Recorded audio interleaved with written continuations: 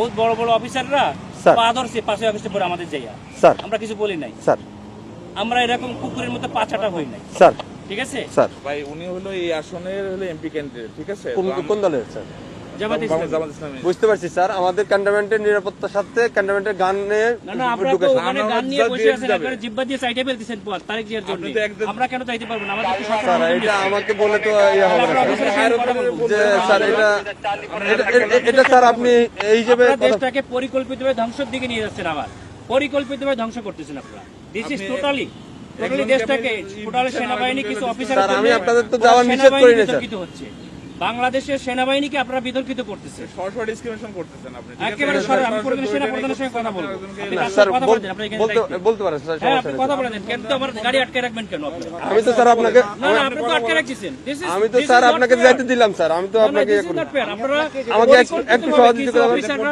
আমার টোটাল সেনাবাহিনী এদেশের সম্পদ, এই সম্পদকে আপনারা বিতর্কিত করতেছেন আপনাদের ব্যক্তি স্বার্থে স্যার। একটু স্যার ব্যক্তি স্বার্থে করতেছেন,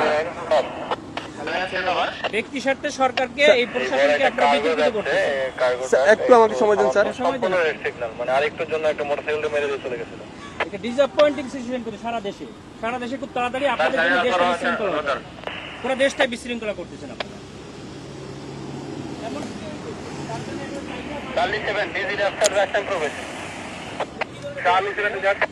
স্যার আসসালামু আলাইকুম স্যার, কর্পোরাল নিজাম সালিনান থেকে স্যার।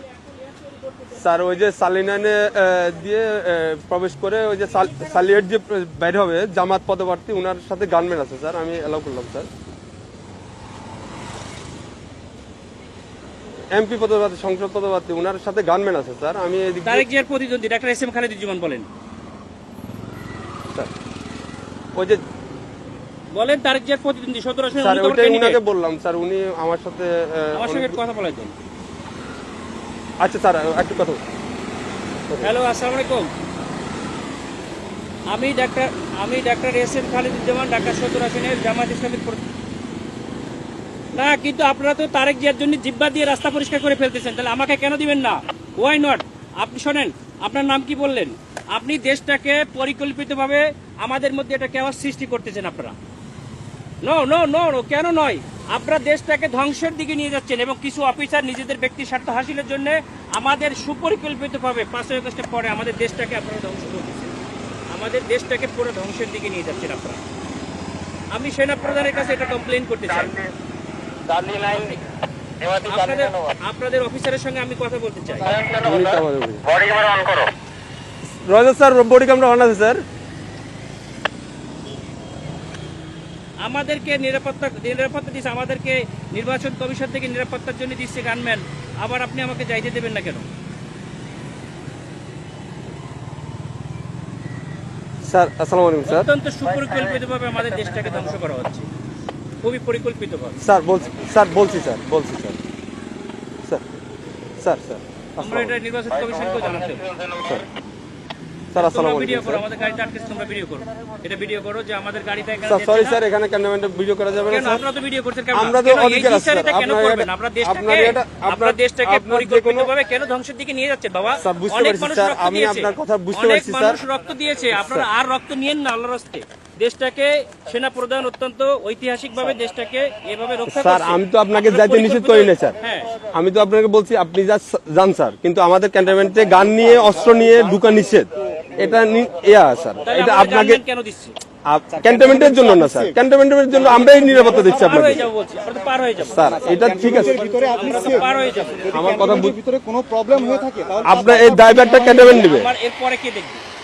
এরপর স্যার আপনি ওই ক্যান্টনমেন্ট পার হওয়ার পরে আপনার গানম্যান থাকবে স্যার। আমার এখান থেকে গানম্যান থাকবে না, তখন আপনার দল দিয়ে পিটাইবেন আর আপনারা অন্য দল দিয়ে পিটাই আপনাদের দেখবেন। ক্যান্টনমেন্টের ভিতরে তারেক জিয়ার সঙ্গে তো আপনারা হাজার হাজার লোক নিয়ে যাচ্ছেন, কেন নিয়ে যাচ্ছেন স্যার?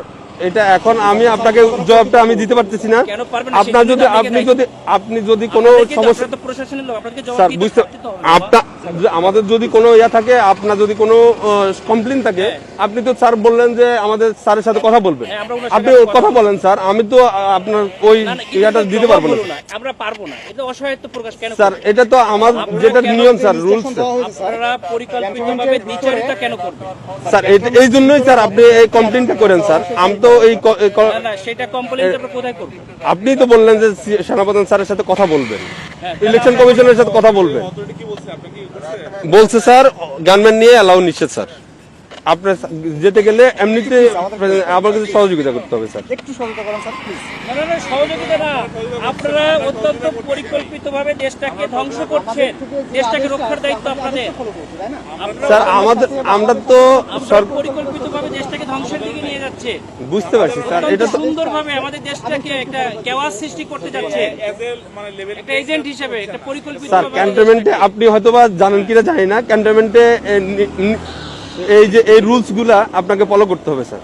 আমরা স্যার ক্যামেরা এমন আছে স্যার, ক্যামেরাটা একটু অফ রাখতে হবে।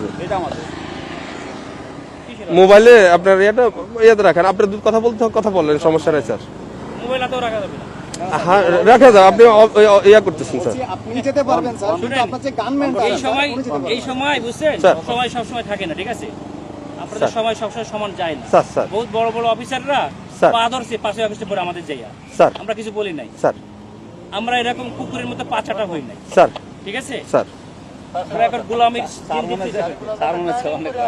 না না আমরা তো না, গোলাম হয়ে স্যার, গেছি, আমরা- আপনারা অলরেডি গোলাম হয়ে গেছেন, দেশটাকে ঠিক আছে। বিক্রি করে দিয়েছেন একটা দলের কাছে, যাও, তুমি দেশটাকে পরিকল্পিতভাবে গোলাম হয়ে গেছে।